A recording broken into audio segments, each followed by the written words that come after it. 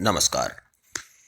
आज हम मध्यकाल एवं आधुनिक काल के अंतर्गत मुगल राजपूत संबंध व मुगल प्रशासन के संबंध में कुछ जानकारियां प्राप्त करेंगे। तो चलिए चलते हैं आज के हमारे मुख्य मुख्य बिंदुओं की ओर। पहला बिंदु, बाबर का गुजरात आक्रमण के समय वहां का शासक कौन था? बाबर का गुजरात आक्रमण के समय वहां का शासक था बहादुर शाह। अगला बिंदु, पानीपत का प्रथम युद्ध 21 अप्रैल 1526 को किस किस के मध्य हुआ? तो ये हुआ था बाबर और इब्राहिम लोदी के मध्य। इसमें बाबर विजयी हुआ था। अगला बिंदु, खानवा का युद्ध 17 मार्च 1527 को किस किस के मध्य हुआ? खानवा का युद्ध हुआ था राणा सांगा और बाबर के मध्य। इसमें बाबर विजयी हुआ था। अगला बिंदु, जनवरी 1528 में चंदेरी का युद्ध किस किस के मध्य हुआ? चंदेरी का युद्ध हुआ था बाबर व चंदेरी शासक मेदिनी राय के मध्य।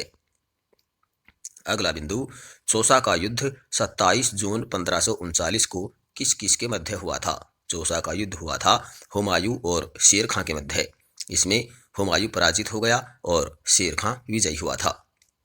अगला बिंदु, हुमायूं जीवन भर लड़खड़ाता रहा और लड़खड़ाते हुए ही मर गया। यह किसने कहा? यह कहा था लेनपुल ने। अगला बिंदु, 1544 ईस्वी में शेर शाह ने जब मारवाड़ पर आक्रमण किया तब वहां का शासक कौन था? वहां का शासक उस समय था मालदेव। अगला बिंदु, 1545 ईस्वी में शेर शाह का अंतिम अभियान कालिंजर अभियान था। उस समय कालिंजर का शासक कौन था? उस समय कालिंजर का शासक था कीरत सिंह। चलिए अगला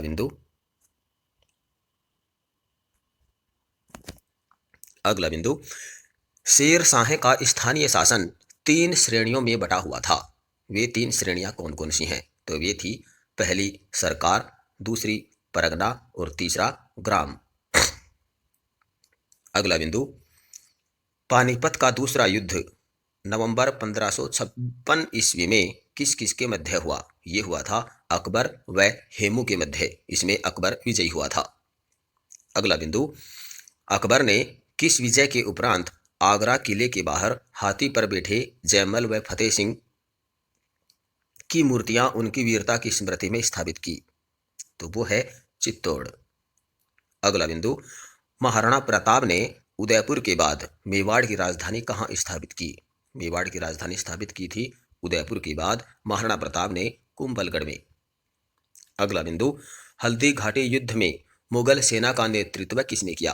तो ये किया था हकीम खासूर व भीलों की संयुक्त सेना ने। अगला बिंदु, अकबर की धार्मिक नीति किस पर आधारित थी?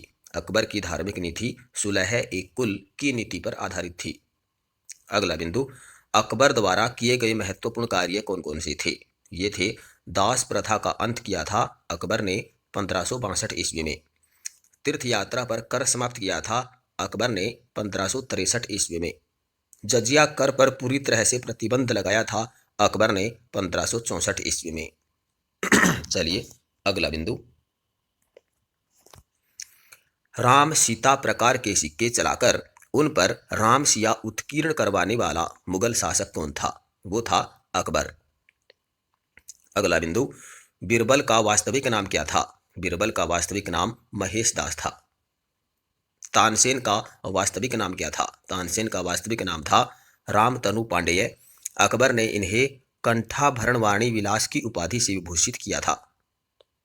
अगला बिंदु, हिंदी साहित्य का सर्वाधिक विकास किसके शासनकाल में हुआ? अकबर के शासनकाल में।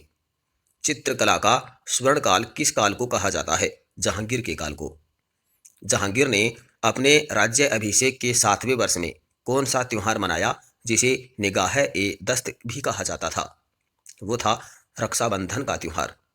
अगला बिंदु, पंडित जगन्नाथ द्वारा गंगा लहरी नामक रचना लिखी गई। पंडित जगन्नाथ को महाकवि राय की उपाधि किसने प्रदान की? ये की थी शाहजहां ने। अगला बिंदु, किस मुगल शासक का काल स्थापत्य कला का स्वर्ण युग कहलाता है? तो वो है शाहजहां। अगला बिंदु, जयसिंह व शिवाजी के मध्य पुरंदर की संधि कब हुई? ये हुई थी 22 जून 1665 ईस्वी को। चलिए अगला बिंदु, सिक्कों पर कलमा खुदवाना, नवरोज का त्योहार, झरोखा दर्शन, तुलादान प्रथाएं अकबर के समय में हुई थी। इन प्रथाओं पर प्रतिबंध किस मुगल शासक ने लगाया? वो था औरंगजेब। अगला बिंदु, धर्मत का युद्ध कब व किस किस के मध्य हुआ? धर्मत का युद्ध हुआ था 15 अप्रैल 1659 को, 15 अप्रैल 1658 को दारा शिकोह और औरंगजेब के मध्य। इसमें औरंगजेब विजयी हुआ था और धर्मत का युद्ध हुआ था 15 अप्रैल 1658 ईस्वी को। अगला बिंदु, 1636-37 ईस्वी में शाहजहां ने सिजदा प्रथा को समाप्त कर उसके स्थान पर किस प्रथा को प्रारंभ किया? तो वो थी चहार तस्लीम प्रथा। अगला बिंदु, वह मुगल शासक जो अपने भाइयों को उत्तराधिकार युद्ध में पराजित कर आलमगीर के नाम से सिंहासन पर बैठा, जिसका सिंहासन रोहण 2 बार हुआ, जिसे जिंदा पीर भी कहा जाता है, कौन था? वो था औरंगजेब। अगला बिंदु, 1580 ईस्वी में अकबर ने दहसाला नामक नवीन कर प्रणाली लागू की। इसे किस नाम से जाना जाता है? वो है टोडरमल बंदोबस्त। अगला बिंदु, मुगल काल में प्रचलित लाल ए जलाली क्या था? ये था एक सिक्का। अकबर का राज कवि कौन था? वो था मुल्ला गजाली मसदरी। चलिए अगला बिंदु,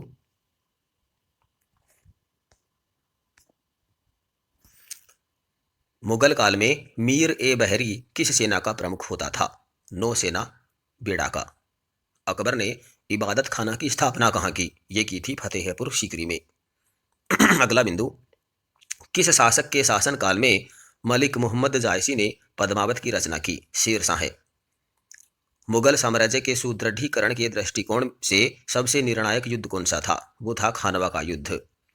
1527 ईस्वी का खानवा का युद्ध राणा सांगा के विरुद्ध किसने लड़ा था? बाबर ने।